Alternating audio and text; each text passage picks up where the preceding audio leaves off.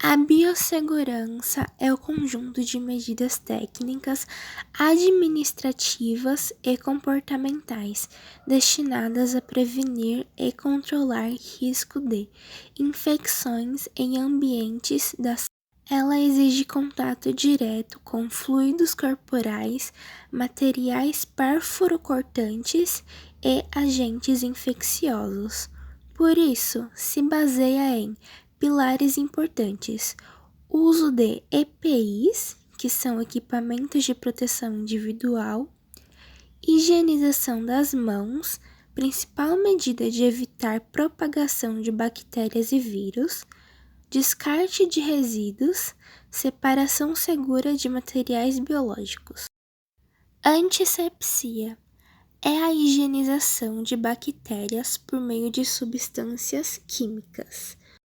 Antisséptico é uma substância capaz de combater a proliferação do micro-organismo à temperatura do ambiente em tecidos vivos. Asepsia é um método capaz de impedir que determinado ambiente seja contaminado. Bactérias, forma vegetativa realizada em todas as atividades metabólicas como respiração, multiplicação e absorção. Os micro-organismos na cavidade bucal estão na forma vegetativa. Degermação é a remoção de impurezas, sujeiras e micro-organismos da flora transitória e de alguns da flora residente depositados sobre a pele do paciente ou das mãos por meio de ação mecânica, detergente, sabão ou pela utilização de substâncias químicas. Antissépticos. Descontaminação é uma eliminação não completa em função da presença orgânica. Desinfecção é a eliminação dos micro-organismos patogênicos nas formas vegetativa, exemplo, consultório e demais ambientes. Desinfestação, extermínio de insetos, roedores e outros seres que possam transmitir infecções. EPIs, equipamento de proteção individual, material. Gorro, máscara, avental, luvas, óculos para evitar contaminações e acidentes. Esterilização é a eliminação dos micro-organismos na forma vegetativa. Ela pode ser feita por meio físico, calor, ou químico. Esterilizante, agente físico, estufa ou autoclave, ou químico capaz de eliminar micro-organismos, incluindo esporuladas. Infecção cruzada é a infecção ocasionada pela transmissão de micro-organismos de um paciente para o outro, geralmente pessoal ou o ambiente contaminado. Infecção endógena, processo infeccioso que ocorre pela ação do micro-organismo já existente naquela região ou tecido de um paciente. É importante o antisséptico pré-cirúrgico. Infecção exógena é causada por micro-organismos estranhos ao paciente. Ela significa um rompimento na cadeia séptica, o que é muito grave, pois, dependendo da natureza dos micro-organismos envolvidos, a infecção pode ser fatal, como é o caso da AIDS e da hepatite B e C. Infecção nasocomial hospitalar. Toda infecção contraída em um estabelecimento hospitalar. Essas infecções são adquiridas geralmente no ambiente ou do pessoal hospitalar, como equipamentos esterilizados da forma incorreta. Infecção comunitária. Infecção não originalmente de ambiente hospitalar, adquiridas no meio social da comunidade. Em geral, os germes não representam uma resistência alta. Procedimento crítico é todo procedimento em que existe a presença de sangue, pus ou materiais. Procedimento semicrítico. Todo procedimento em que existe a presença de secreção orgânica sem perda de continuidade do tecido. Procedimento não crítico. Todo procedimento em que não há presença de sangue, pus ou secreção orgânica, saliva. Em odontologia não existe esse tipo de procedimento. Higienização das mãos é o procedimento individual e econômico com maior importância para prevenir infecções cruzadas de forma interpessoal por veículos patogênicos. O que devemos entender é que o contato através das mãos é a via de transmissão mais comum para o. É dever do profissional lavar as mãos. 1. No início e no final do turno. 2. Sempre após manusear medicamentos ou alimentos. 3. Antes e após efetuar procedimentos invasivos. 4. Antes e após aplicação de medicamentos. 5. Antes e após a coleta do material para exames. 6. Antes e após realizar curativos. 7. Antes da manutenção de material e equipamentos limpos. 8. Antes e após de cuidar de um paciente. 9. Após contato direto com paciente, secreção ou superfícies contaminadas. Regra importante dos 5 procedimentos básicos. Antes e após o contato com o paciente, antes da realização de procedimento asséptico, após risco de exposição de fluidos corporais, após contato com o paciente, após contato com áreas próximas ao paciente. Todos os equipamentos de EPIs: luvas, uso de máscara, óculos de segurança, gorro, jaleco, propé e calçados fechados. A imunização reduz o risco de infecção, protegendo não apenas a saúde dos componentes de equipe multidisciplinar, alunos, estagiários, professores, mas também aos seus pacientes e familiares. Acidentes com material biológico. A exposição a material biológico, sangue ou outros líquidos orgânicos pode resultar em infecção por patógenos como o vírus da imunodeficiência humana e o vírus da hepatite B.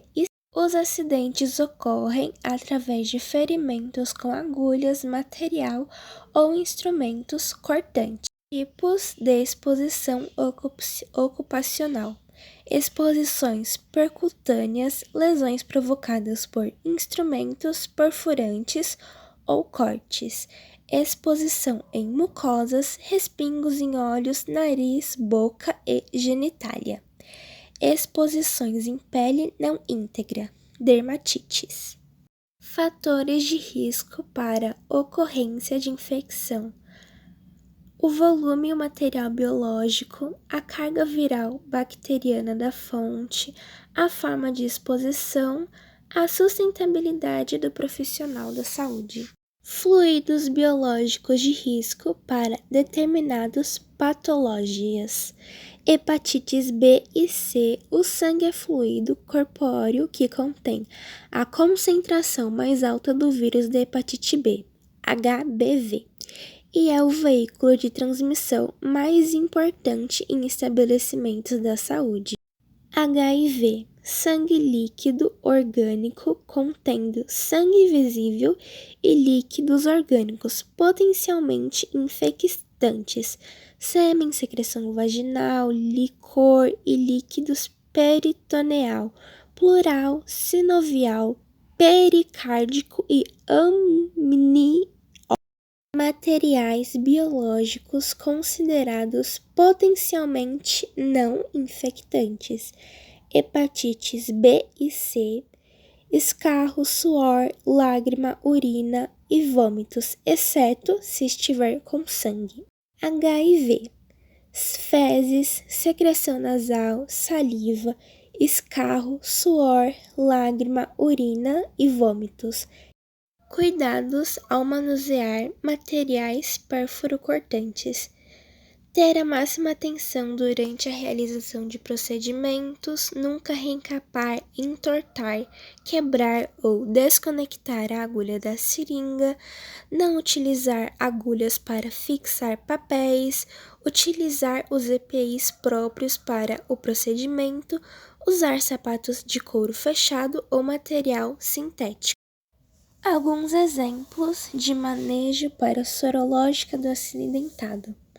Manejo frente ao acidente com material biológico, descartar agulhas, scalpes, lâminas, mesmo que estéreis, em recipientes, utilizar os EPIs próprios para o procedimento, usar sapatos fechados de couro ou material sintético. Procedimentos recomendados: exposições a material biológico. Nas exposições de mucosas, devem ser lavadas exaustivamente com água ou solução. Se o acidente for percutâneo, lavar imediatamente o local com água e sabão ou solução antisséptica. Avaliação do acidente. A exposição ocupacional a material biológico deve ser avaliada quanto ao potencial de transmissão de HIV, HBV e HCV com base nos seguintes critérios: tipo de exposição, tipos, a quantidade de fluidos e tecido, situação sorológica da fonte, situação sorológica do acidentado, níveis de risco no método de descontaminação.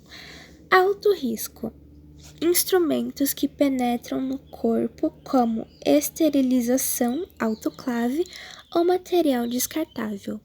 Risco moderado: instrumentos que entram em contato com mucosas ou pele que apresentam soluções de continuidade, como esterilização férvora ou desinfecção química. Baixo risco: material que entra em contato com pele intacta, por exemplo, higienização com água quente. Classificação dos riscos ambientais. Riscos químicos: são as diversas substâncias compostas ou produtos que possam penetrar no organismo pela via respiratória. Riscos físicos: representam um intercâmbio brusco de energia entre o organismo e o ambiente em quantidade superior àquela que o organismo é capaz de suportar. Radiações ionizantes são as mais perigosas e de alta frequência. Raio-X, gama emitidos por materiais radioativos. A exposição à radiação ionizante pode danificar nossas células e afetar o nosso material. Radiações não ionizantes são radiações de baixa frequência, como luz visível, infravermelho, micro-ondas, frequência de rádio, radar, ondas curtas e ultrafrequências celulares. Riscos biológicos: são micro-organismos que podem contaminar o trabalhador, como bactérias, os fungos, os bacilos, os parasitas, os protozoários, os vírus. Classificação dos resíduos gerados na instituição. Grupo A: resíduos com possível presença de agentes biológicos. Grupo B: resíduos contendo substâncias químicas que podem representar risco à saúde pública ou ao ambiente. Grupo D: resíduos que não apresentam risco biológico, químico ou radiológico à saúde. Grupo E: materiais perfuro-cortantes ou escarificantes. Definições finais das siglas. Comissão Interna de Prevenção de Acidente, CIPA, tem como objetivo a prevenção de acidentes e doenças decorrentes do trabalho. Comunicação de Acidente de Trabalho, CAT, formulário que tem por objetivo registrar previdência social e a ocorrência de acidentes do trabalho. Acidente de trabalho. Tem como objetivo a prevenção de acidentes e doenças decorrentes do trabalho. Lesão por esforço repetitivo. Ler. Distúrbios osteomusculares relacionados ao trabalho. DORT. Lesão por esforço repetitivo. Ler. E distúrbios osteomusculares relacionados ao trabalho. DORT. São lesões ocorridas em ligamentos, músculos, tendões e em outros segmentos corporais, relacionadas a movimentações repetitivas, posturas inadequadas e outros fatores. Ergonomia é o estudo científico da adaptação dos instrumentos, condições e ambiente de trabalho às capacidades psicofisiológicas, antropométricas e biomecânicas do ser humano.